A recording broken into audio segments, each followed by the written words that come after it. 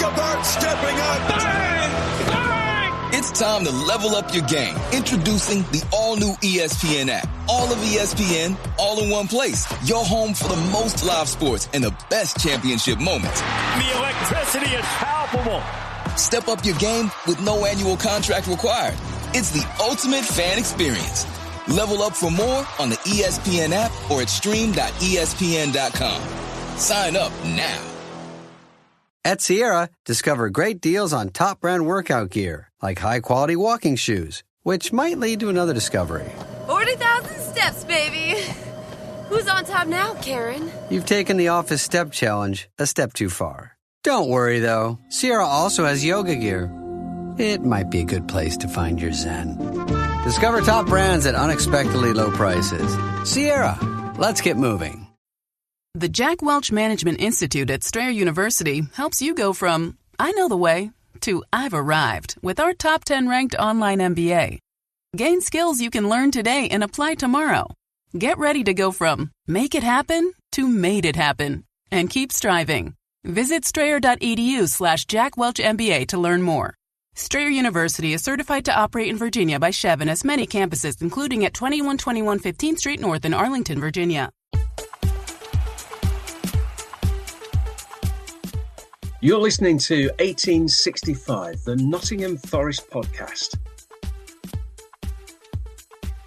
Hello and welcome to 1865 with me, Rich Ferraro. In this edition of the Nottingham Forest podcast, we will reflect upon Forest's season opener against Brentford. We'll look ahead to the Palace match away. But first, it's time for the news. Welcome to YATESY'S Espresso Bar. Hello, this is George Edwards with the debut news roundup on YATESY'S Espresso Bar. The headline for this week's news is that on Tuesday it was announced that both Chris Wood and Matt Sells made it into the PFA's Team of the Year from last season. Alongside stars like Virgil van Dijk, Alexander Isak and Mo Salah, the Forest duo were presented with their awards, recognising their performances from Forest's 7th place finish.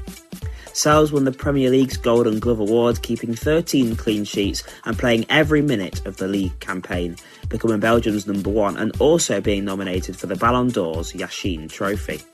Wood netted 20 goals and became Forest's all-time Premier League goalscorer last season, winning Player of the Month for October along the way. Now, football is won and lost in both boxes, and having those players getting that kind of recognition shows exactly why Forest was successful last season and continue to be. Because on Sunday, Forest kicked off their Premier League campaign with victory as they stung Brentford 3-1. A blitzing first-half performance won Forest the game, Wood netting twice in between a debut goal for Dan Nadoy, with eye-catching assists from Elliot Anderson and Morgan Gibbs-White, summing up the duo's display in midfield. Along with Ibrahim Sangare, the pair shone in the middle, dictating play and having great understanding of each other and exactly where to be to make a difference. In total, Forest midfield 3 made 143 passes across the 90 minutes, compared to Brentford's measly 50, but the Bees did get one back from the spot following Sangare's handball in the box. Now, while it may be early, the result sees Forest sit in 5th place in the Premier League, points on the board vital for them at this stage before the games start to ramp up as they prepare for Europe. Next, and following that victory, Forest announced the signing of striker Arnold Kalimuendo from Stade Rennais on Monday, for a deal of up to £27 million. The 23-year-old joins on a 5-year deal with the former PSG man, scoring 17 goals last season and taking Forest spending this summer to over £130 million. That was after Forest had announced the signings of winger Amari Hutchinson from Ipswich and midfielder James McAtee from Manchester City last week, with strong rumoured interest in City defender Rico Lewis and Juventus midfielder Douglas Luiz still rambling on. Forest also sold Carlos Miguel to Palmeiras this week following the recent acquisition of Angus Gunn. Next, and to Forest B team, who also started the season with victory in the Premier League 2, winning 1-0 away at West Ham. Archie Whitehall's 19th minute effort secured the points after a rather busy summer of sales and releases from the academy setup after their victory in the Premier League International Cup last season. Finally, into another local initiative championed by Forest owner Evangelos Marinakis. Magic Moments was debuted at the City Ground on Sunday, an objective from the club to give 30 free tickets for every Premier League home game out to local young people who are experiencing illness or vulnerability. Charities such as the Teenage Cancer Trust and Nottingham-based Switch Up were involved in the day, with those invited meeting Marinakis himself along with both goal scorers post-match. This once again goes to show how the Greek has embraced Nottingham as his own and why 99% of Forest fans are behind his every move. That's it for this week's news. Now it's back to Rich and Maradona sipping their espressos. Why, thank you very much, George, and how lovely to hear your dulcet tones once again. Hope you've been having a great summer. So, Maradona of the Midlands, welcome to YATESY'S Espresso Bar. Oh, thank you. It's a buzzing atmosphere here, isn't it? Isn't it just, going for that continental vibe these days? Yes. I just burnt my tongue on my espresso. Ooh. Well, oof, indeed. You see, I'm taking a long drink. I'm more of an Americano man. I know it's not technically a traditional Italian drink, but you know what? Let's mix it up a little bit, okay? So I'm sure next time you'll be trying a soy hazelnut latte or something like that, won't you? Oh, you know me too well. Yeah, I do know you too well. Anyway, so let's have a think about some of those stories that George brought us in the bulletin. And the first one is the most recent development, which is that Matt Sells and Chris Wood being named in the PFA Team of the Season. And I mean, what can I say? It's one of the ultimate accolades. And when you look at the fact that most of the rest of the Team of the Season is made up of Arsenal and Liverpool players, it just shows just how outstanding Forest were last term. Yeah, I mean, it's such an honour and such an accolade for them. It's really quite remarkable. It just the stats showed that they were both outperforming their expected performance last season. Chris Wood with his expected goals, he was outscoring that, and Sells with his outperforming his expected saves. So they're both exceptional last season. Such a massive part of why we had such a successful season.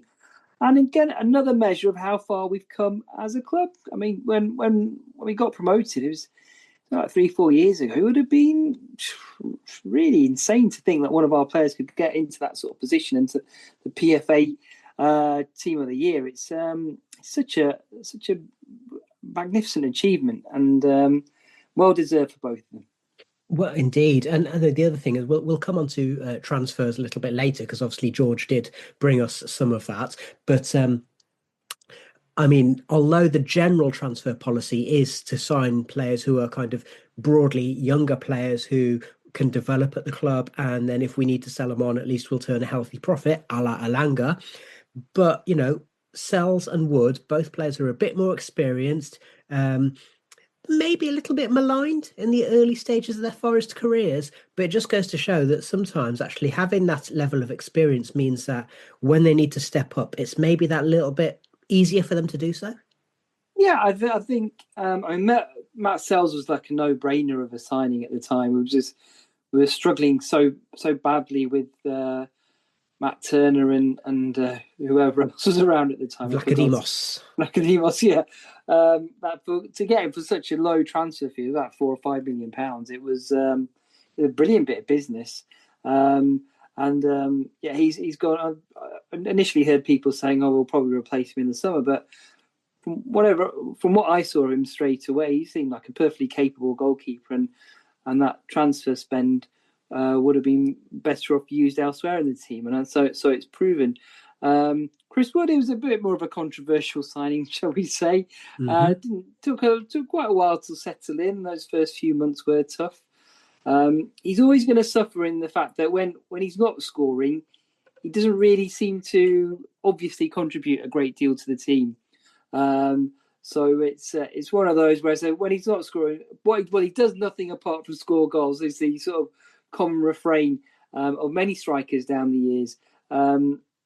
But when he's scoring goals, he's invaluable. I was going to say, if you end up being one of those players, then the answer is to score lots and lots of goals. Yeah. And so when he's not scoring goals, it sort of leaves you in a bit of a hole.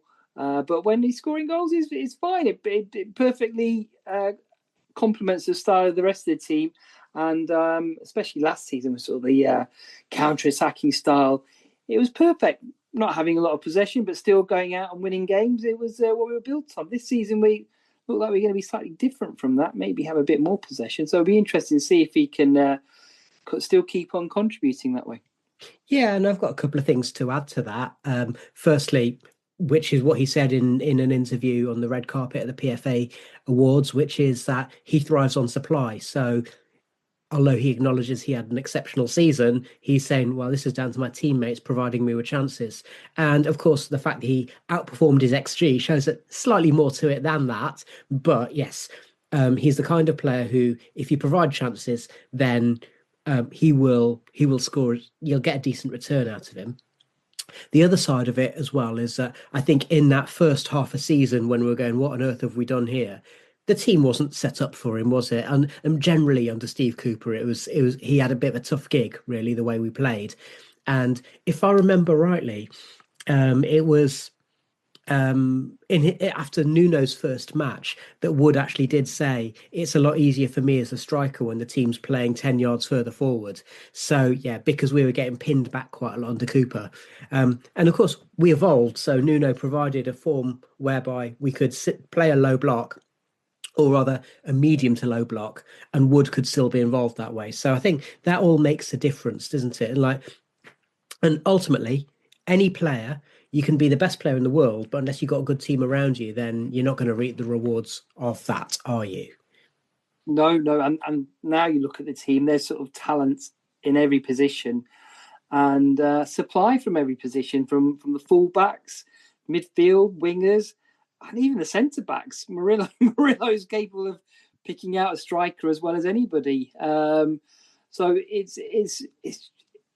it's all set up for another successful season for our strikers. And some of we'll go on to this later, but some of the football on Sunday was scintillating, and it's if that continues, we're going to create a lot of chances for Chris Wood this year.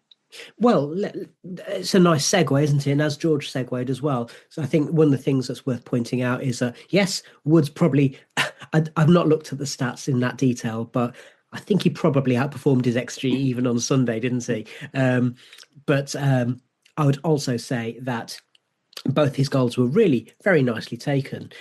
But the story of that match was to do with the fact that we absolutely bossed the midfield in a way that I can't remember the last time I've seen a Forest team take control of the middle of the park in that way. Can you? No, well, not since we've been promoted, I don't think. It reminded me more of sort of, and I know I feel guilty for always harking back to the good old days, but even under Brian Clough, I'd say in the late 80s, when teams used to come to the City ground and you could just tell from the first minute that Forest were going to rip them apart. So they dominated possession, passed it around, slick one-touch passing, which I haven't seen a Forest team do that sort of one-touch passing in years and years. I can't think of the last time we were doing that. So maybe as far back as Billy Davis or even Paul Hart. Well, we've had some isolated moments, haven't we? So there's a wonderful goal that we scored in the Warburton days, which I think was at QPR, that Graben scored where every player got a touch, but that was more slow build-up. And then I think there was also, under Stevie Cooper, obviously, it was when it was all about kind of getting the ball down the wings and therefore kind of moving it forward quickly. We saw a couple of moments, possibly even under Sabri, but those were moments rather than an actual style, I suppose. Yeah, and it was just a domination, and the word that kept coming to mind was confidence. Every single player was playing with so much confidence and self-belief. It was they had the belief that they were the superior team with the superior players, and they were just going to go out there and do their job and win the game without any fuss. It was just there's no sort of doubt in their minds that they were going to just go out there and win. And we made Brentford look like a championship side in the first half. They looked very agricultural and completely devoid of any sort of quality whatsoever during the first 45 minutes. They improved slightly after the break when they brought on some more experienced subs. Well, Henderson, you just kind of think, either he was really struggling with fitness or it was just a monumentally bad team selection Yeah. because he made such a difference to them, didn't he? He did. Well, Sharda, I suppose, was Yeah. the first sub, and he made the bigger difference because the players who were in the front three and the striker were anonymous for Brentford, really, in the first half. They looked like pub players, really. And I was keen Lewis Potter, just looked like a little boy lost out there, and it was Funnily enough, actually, we didn't mention it in the match report, but Baz and I were saying when we were at the match, and harking back to actually something that you said when we first got promoted, Maradona, which is that you realise how big Premier League players are. And you look at the fact that a lot of the players that Forest have signed, they're big, powerful guys, aren't they? I mean, we'll come on to Kalimuendo in a bit. And, we've obviously unveiled Hutchinson and McAtee, but thinking about Igor Jesus, he's really powerful. Jair Cunha, an absolute man mountain. That size is important, isn't it? It is, and Brentford had Lewis Potter and Carvalho playing up there, and it just wasn't going to work for him. But exactly that same thought came to me during the match as well. I was thinking, I was reminded back to the early part of that season where you could tell when Lewis O'Brien was playing for us, and as good as he was in technique wise and everything, he was just smaller than everybody else, and that made it difficult for him to play. And when we brought in Sheku Kiate, just the sheer presence of the man in midfield made a big difference. So that is a thing. So and the one big lad who Brentford did have in an attacking position was Igor Thiago, and he's up against Nikola Milenkovic, who's obviously, frankly, a freak of nature. And when they had a clash of heads, we didn't mention this on our match report. When they had a clash of heads and both the players went down, guy next to us said, "Well, if there's any damage to Milenkovic, it's just metal and wires, isn't it?" Yeah, but Thiago, and I know he's been out injured for the entire season, but I'm guessing that's why he looked so rusty and out of it, really. But he didn't look like he's going to be the sort of quality to replace Mbueno and Wissa. I mean, I think time will tell, but from Sunday's showing, it's going to be a long, hard season for Brentford, I think. Absolutely. And I think it's worth reflecting upon that. Brentford, not the strongest opposition. I genuinely think that they'll be struggling, as you say, this season. So when Forest come up against better opposition, do you think the confidence that the Sangares and Andersons and Gibbs Whites will be able to take from that midfield domination, do you reckon that will stand us in good stead for the rest of the season? I think it will, although I think we have to be slightly defensively stronger in that midfield area. Against a better team, they would have got past Sangari, and I guess that's why we're bringing in Douglas Luiz. Breaking news! I'm just getting something in on me here. It seems like Forest have agreed a loan deal with Juventus for Douglas Luiz now, which sounds like a cracking deal, really, because you get to try him, and if he doesn't fulfil the try before you buy. And if he doesn't perform, he probably won't get picked, so we won't have to trigger the option to buy. So another cracking bit of business from Forest, and that physical presence that he'll add. He's got the technique that Sangari has, but he's a much bulkier, heftier individual, and probably got better legs on him as well. He can kind of transition better, which is something that Sangare, for all his undoubted quality, he's not pacey. He's not a box to box number 8, is he? So, no. And Luiz can kind of play a 6 or an 8, which is also what Anderson can do, and it really adds a bit of flexibility in there, doesn't it? It does. It just got that keeps on upping that quality in the squad. It really is extraordinary the business we've done this transfer window. Not in terms of only in the terms of the signings we've made, but the business of getting players out. That's almost even more impressive to have sort of raised a good sort of £60 million for players that are basically squad players. We're never going to play for us. Basically getting our money back on Matt Turner. Well, yeah, I know. So it's an extraordinary bit of business, and it's allowed us to spend this sort of money, sort of bring in the likes of McAtee and Douglas Luiz and all the other players. And we're just, okay, we haven't seen them play yet, but on paper, it just looks like we've lifted the level of the quality of our squad. I mean, you said 60 million. It's over 80 million. I'm pretty certain. I'm just talking about squad players. I mean, there's Elanga. Elanga Without thinking about Elanga. Yeah, without even thinking about Elanga. It's just players like Danilo and all those. Yeah, it's just it's amazing. But just I know during our pre-season preview, I couldn't see us finishing sort of really much higher than 12th, but the players we brought in now, I think we'd be disappointed if we're not matching last season's performance of sort of 7th or 8th again. Now it's I think it's there for us. I can't when I look around, I can't see many obviously better teams than us. I used to look at the teams that are being tipped to sort of get up to 5th or 6th now in terms of Tottenham and Man United. I wouldn't necessarily have any of their players, which is an extraordinary thing to say. Would you have anybody from Tottenham? I'm not sure if I would. I don't think so. Think so. And it looks as though they're going to get gazumped for Eze as well. Yes. Daniel Levy's up to his old tricks. He's trying to put, I'll give you Richarlison, and you give me the best player in the country, yeah?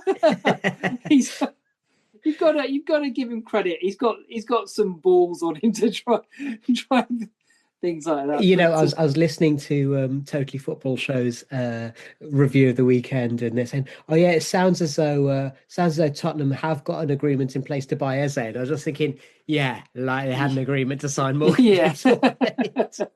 Anyway, that leaves us at a nice spot for us to go and use the facilities, head back to the bar, and we will be back after the break with a fresh cup of Steaming Joe. You're listening to 1865, the Nottingham Forest podcast. Eczema isn't always obvious, but it's real. And so is the relief from Ebglyss. After an initial dosing phase, about 4 in 10 people taking Ebglyss achieved itch relief and clear or almost clear skin at 16 weeks. And most of those people maintain skin that's still more clear at 1 year with monthly dosing. Ebglyss, lebrikizumab LBKZ, a 250 milligram per 2 milliliter injection, is a prescription medicine used to treat adults and children 12 years of age and older who weigh at least 88 pounds or 40 kilograms with moderate to severe eczema, also called atopic dermatitis, that is not well controlled with prescription therapies used on the skin or topicals, or who cannot use topical therapies. Ebglyss can be used with or without topical corticosteroids. Don't use if you're allergic to Ebglyss. Allergic reactions can occur that can be severe. Eye problems can occur. Tell your doctor if you have new or worsening eye problems. You should not receive a live vaccine when treated with Ebglyss. Before starting Ebglyss, tell your doctor if you have a parasitic infection. Searching for real relief? Ask your doctor about Ebglyss and visit ebglyss.lilly.com or call 1-800-LILY-RX or 1-800-545-5979.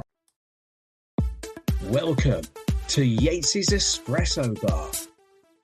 Welcome back to Yates's Espresso Bar, and it's me, Rich Ferraro, and you, the Maradona in the Midlands, and let's just take a few minutes to talk a little bit more about transfers, because you've already covered Douglas Luiz, which was reported by David Ornstein, so I mean, it's a good source. And the other thing that's remarkable about that is apparently the option to buy figure is 30 million euros, which, bearing in mind that Villa sold him for, I think, 55 million euros just a year ago, it would be a great deal if we can get that over the line. But as you say, only if he plays enough matches. Now, other bits of speculation include a Sevilla right back, and I need to make sure I get his name right, Jose Angel Carmona, and he can play as an attacking fullback or in the centre of defence. And part of that is because Rico Lewis, I don't know if he's played Forest, I don't know if that was his intention, but it looks as though he's going to be signing a new contract at Manchester City. So if he doesn't want to come, that's fine, no problem. And then the other thing that came up was potentially a few words out of Villa that maybe they might need to sell Matty Cash for PSR reasons. And Forest might be interested because he would count towards the club trained quota for the European competitions. How would you feel about a return for Matty Cash? Well, I was a big fan of Matty Cash when he was at Forest. And a year ago, I would have thought it would have been incredibly unrealistic for him to ever come back to Forest. And I would have taken him back with open arms. Now, I don't know, just talking of sort of having lifted the level of the squad so high, maybe I'd be slightly disappointed with Matty Cash coming in. But if he's a sort of backup player, I suppose he can't be too bad a signing, can he? He's still pretty young. He's not in his 30s or anything yet, so he can come and do a job. And he's Forest are his club, I guess. His dad played for us as well and everything, so he's ingrained in the culture of the club. And it depends how much money they want, I guess. But yeah, I mean, it all comes down to pounds, shillings, and pence in the end, doesn't it? I mean, certainly the thing that we need to remember is that, and why Rico Lewis, I suppose, was of interest, is because we're going to be losing Ola Aina and Ibrahim Sangare for AFCON. And so we need to have not only cover for the right back position, but also have cover potentially to cover the midfield. Now, if we're signing Douglas Luiz, we've already signed McAtee. It sounds as though Nuno's considering playing McAtee as a kind of a centre mid. So it's about having flexibility in the squad, isn't it? Yeah, and he can sort of play quite far forward as well. Starting off as a winger. It was our own Sabri who converted him into a fullback. I still, when I see him on TV, Matty Cash, I still shout out, Kashi, Kashi, remembering Sabri coaching him on how to play as a right back when he was first came into Forest. But yeah, he's got that attacking. He'll fit in very well. He wouldn't be out of place. He's exactly the same sort of style of player as a Nico Williams or an Olarena, so bombing forward. And he's learnt that sort of fullback role well over the past couple of years. And I think he's hated by Tottenham as well for some reason. I can't remember what now. I think he injured one of their players. So that would just be a bonus if he came in and they hated him. I don't think they need much encouragement these days, but, whatever we can take. Let's just also talk about the players who have come in, because obviously McAtee and Hutchinson were unveiled at the weekend. And since then, we've announced... And the guy who I described as the French lad whose name I can't quite pronounce, so I'm going to give it a go, Arnaud Kalimuendo. And so we've got 3 players brought in there for a total of, how much does it come to? About 80 million quid, 85 million quid? Yep. And no, more than that. It's nearer to 100, actually. Sorry, my maths is terrible. It's all this caffeine going to my head. And... So, I mean, we know a bit more about McAtee and Hutchinson. It says a lot. A few weeks ago, you and I were discussing about how we're concerned that McAtee's the kind of player who might go missing if things aren't going his way. But obviously, the club wanted to push through with that and seemed to have a lot of faith. And the other thing about that is that I was expecting the fee to be nearer to 35 to 40 million. It looks as though it's going to be 30 million if all the add-ons get paid. So does that give you some reassurance as well? Yeah, it does. I think we've not overpaid for him. I think looking at all 3 signs, you could maybe pick holes at them and analyse them and maybe have doubts about each individual one. But I think the thing is, it's a collective feeling you have with all 3 signings come together. We've all of a sudden got a very exciting young attacking forward line, plenty of options, and with the possibility that and the potential that the sum is going to be greater than the whole of its parts in a way, where if this was one of them coming in and we were sort of relying on him to sort of be the saviour, where we're looking at McAtee being as a replacement for Morgan Gibbs-White, I think that would have been far too much for him. But as it is, I think we'll be able to drip feed both him and Hutchison into the team, use them to sort of freshen things up during the last half an hour of a match, which we weren't really able to do last season. Sosa and Jota had a few matches where they made an impact, thinking of Brighton away, and the odd one here and there. But generally, as the season wore on, they sort of had less and less impact, and were used less and less. So that in turn made the players who were playing even more tired and more sort of drained of freshness, which is one of the reasons why we sort of fell away at the end of the season. So I think we can use them in a sparing way, drip feed them, and just keep that high energy game going throughout the match now, without too much pressure being on them. And Arnaud, I think, is a great sign. He's from what I've seen of him, he just almost reminds me of a little bit of a Ian Wright sort of figure, sort of natural goal scoring finishers, always on the move, a fox in the box, maybe a little bit of an old fashioned striker. You don't really get them very much these days. Players are just good at scoring goals and in the box. And yeah, I'm excited to see him play. Yeah, it's an interesting one. And so one thing that I didn't realise is that maybe our old friend Brice Samba had something to do with Arnaud coming to Forest, because he's at Rennes now. So it's possible that they may have had a little chat about that. But then on the one hand, given that Kalimuendo is about 23 years old, so it's a nice age to bring a forward in who's got a lot of potential. We saw it in a very different way with a player like Taiwo, who we signed obviously from the German leagues. He was 24, 25 when we signed him. Hadn't had, maybe not a natural goal scorer in the same way. Certainly Kalimuendo is more of a finisher, and Taiwo, let's be honest, he's looked a bit clumsy in the box all the way through his career. But the thing is that now Taiwo's 28. It's that thing where we were talking about in our group chat, is Taiwo going to get moved on? It's quite possible, I guess. So Kalimuendo is one of those where if we sign him as a natural goal scorer at the age of 23, Chris Wood playing in some matches, Kalimuendo playing in others, Jesus also floating around. So we've got options, but also he's of an age whereby actually all goes well, he'll only increase in value and, of course, in ability. Yeah, I certainly hope so. He's certainly got a good pedigree coming from PSG. He played in a very good Lens team. I think that's where he would have met Brice Samba first of all, and then Rennes last season as well. Couldn't see him last season, as I complained last year. You can't see French football in England anymore unless you've got some sort of funny subscription. So I missed that because I used to enjoy watching Brice play after he left Forest.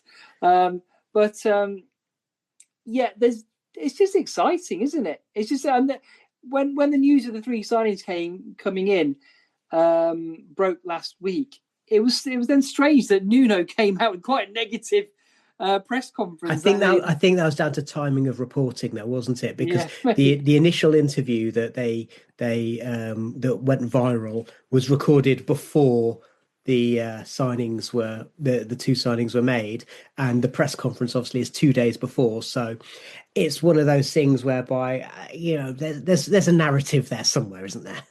Yeah, I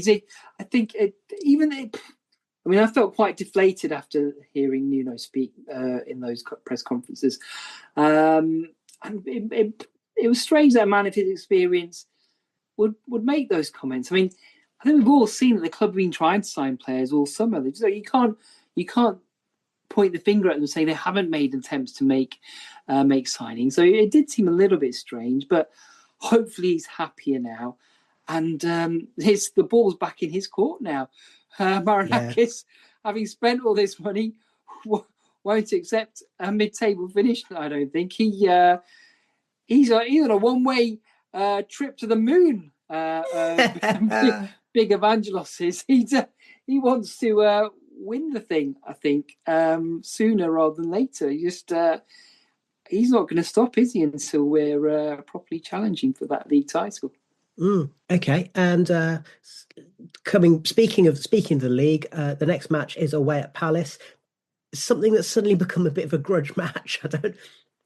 Obviously, there's a lot of water under the bridge, and as we've discussed, and we don't need to go over it all over again, but a lot of that down to misreporting and people just having their own version of the truth. But two things. Number one is although the reports are that Eze and Gehi are committed to playing for Palace while they're still wearing a Palace shirt, they might not be Palace players for very long, and it's quite possible that Eze might not be a Palace player by the time Sunday comes around. Yeah, I don't know why they're talking about him playing in the European match, but as we know, as we've learned this summer, they're running a slightly odd way down at Crystal Palace. But I hope, from the Forest point of view, I think we're having a sort of more of a fun look at the rivalry there. It's sort of tongue-in-cheek. Oh, yes. We might sing some songs at them. But I think from the Palace point of view, they're quite bitter. So I just hope it doesn't spill over into anything too serious at the weekend. And hopefully the Palace fans and Forest fans can all sort of keep their heads, and the players can all keep their heads and not let it get out of hand, because it's not really anybody's fault who's playing or who's watching. It's just maybe the administrators and maybe UEFA for being a little bit too harsh with the policing of their own rules. I mean, I didn't when the news first broke. I have to be honest. I fully expected Palace to win their appeal. It didn't even go to an appeal. I'm still in a state of shock that something went in our favour like that. Nothing like that ever normally happens. Or you think, they'll be all right for Palace in the end. But for it to actually work out in favour of Forest is quite extraordinary. But I hope it just stays a good-natured banter. Well, I wrote a piece for the Eagles Beak website and their match preview, and I did point out, you know what, most Forest fans like Palace traditionally, and certainly I think even though it's an absolute pig to get to, I've enjoyed most of my visits to Selhurst Park. I think it's like there's generally been some good banter between the Forest fans and the Palace fans, and I hope that continues, as you say. Eagles Beak will also be contributing to our match report after Sunday's game. We're going to have someone at the ground, so stay tuned if you want to listen to that. Maradona, in terms of that, are you looking, regardless of the Eze factor, are you looking for Forest to get 3 points down there? Oof. It's going to be tough. I mean, they went to Chelsea and got a draw there. So it's, you think, I mean, logically, on paper, you probably think after their European match, seeing how well we played, we should go there and win. But it's not like that, is it? It could be very much after the Lord Mayor's show for us. But also, we've got a squad now, and they've got a very thin squad, and they'll have had a big old trip over to Norway. And thank you so much to the Maradona in the Midlands, and also to George Edwards at the 1865 news desk. We'll be back as advertised after the Palace match with a report on all the events at Selhurst Park. In the meantime, thank you for listening, and come on you Reds.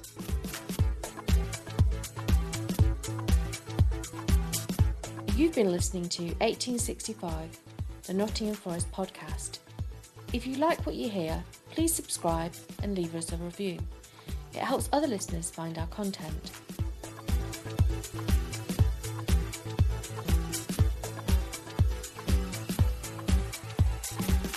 Okay, your sound is gone. Your sound is gone. Oh, it's on. This podcast is part of the Sports Social Podcast Network.